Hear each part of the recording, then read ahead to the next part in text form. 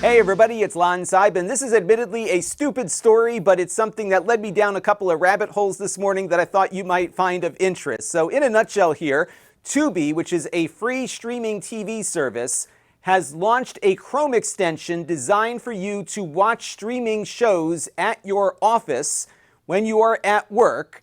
And they give you what's called a boss key here, so that when you're streaming your favorite television show and your boss walks in the room, you hit Command-Shift-U or Control-Shift-U on Windows, it stops the media automatically, and it puts up this productivity website to make it look like you're actually doing something productive. That's all it is.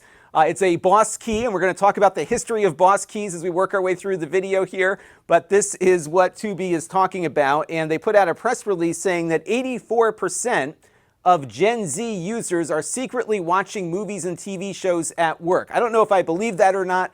When I used to work in the office, I would sometimes put podcasts on in the background if I had something mindless that I was working on, but that's a pretty big number. However, there are some things that we can go a little further on with this. The first is the extension itself. So why don't we take a look inside of its source code and see what we can customize with it, and then we will look at the history of boss keys like this one. Now, I do want to let you know, in the interest of full disclosure, this is not a paid sponsorship by Tubi. They are not reviewing or approving this before it gets uploaded, and all opinions are my own. So why don't we dive into the source code now, and then we'll take a look at some prior examples of boss keys for goofing around at work. So believe it or not, this extension does have some customization available. If you dig into its source code, you can find the little HTML article here that gets pulled up when you enable the plugin. So you could change this to something on your corporate intranet or something to make it look a little bit more legitimate. Additionally, they've got some other customization that you can do. I was surprised by how well documented this is.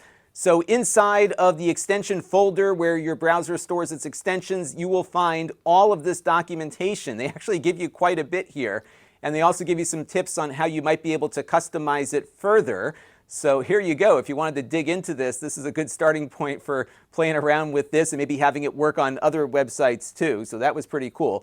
This only works on Tubi out of the box here. I did have Gemini look at it and see what the code was doing, and it doesn't look like it's sending any data back to Tubi, and it only seems to work when you're on the Tubi website. So it seems pretty benign to me, but maybe some of you can dive into the code a little bit further and have a look at it.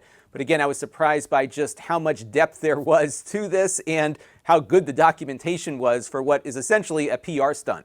Now, this notion of quickly masking your screen with something that looks more legitimate goes back to the early 80s when computers could only display one thing at a time and couldn't multitask.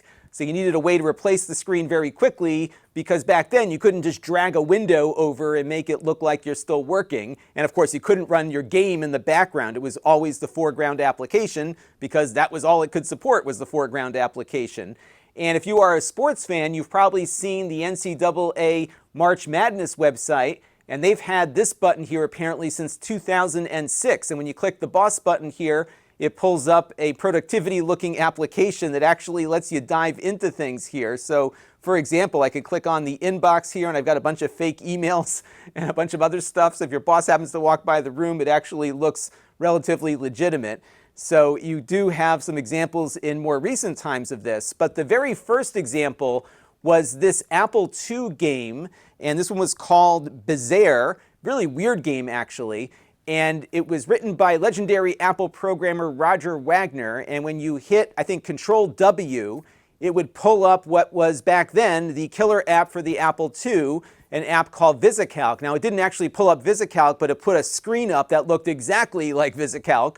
So if your boss happened to be walking by, they would see that and assume that you were doing work as opposed to playing the game, but then you could hit the escape key and jump right back in. Now, it would make sense that a game as addictive as Tetris would also have a boss key. This is the 1987 Spectrum Holobyte version for DOS, and like the Apple II game we looked at earlier, when you enable the boss key, it pops up an image of a spreadsheet, which I think in this instance is Lotus 123, which was the popular spreadsheet for the MS-DOS platform back in its day. Now, many of Sierra Online's point-and-click adventures had boss keys. Leisure Suit Larry is what we've got up on screen right now. Its boss key would pull up a rather risque bar chart of some prophylactic products and their sales data. So hopefully your boss didn't look too closely at the screen, but it did have a number of different colors it would jump through. The only problem, though, on Leisure Suit Larry, at least on the MS-DOS version, was that once you pulled up the boss key, your game stopped and you had to restore from the last time you saved. So you had to make sure you saved regularly if you were trying to get away with playing Leisure Suit Larry at work. Now, Sierra's Space Quest 3 had a boss key in its menu that you could select. However, it would rat you out when you clicked on it. So instead of putting up a spreadsheet image, the game stayed active, and then a dialog box pops up and tells your boss just how long you've been playing for at work. But that feature actually is pretty useful if you're trying to speed run the game, because it did keep a pretty accurate time of how long you were taking to get through the adventure. So pretty cool stuff there from Sierra. And this is one of those things where you wake up one morning and you look at a story and then you kind of dive into it, because I said, geez, this is like a boss key.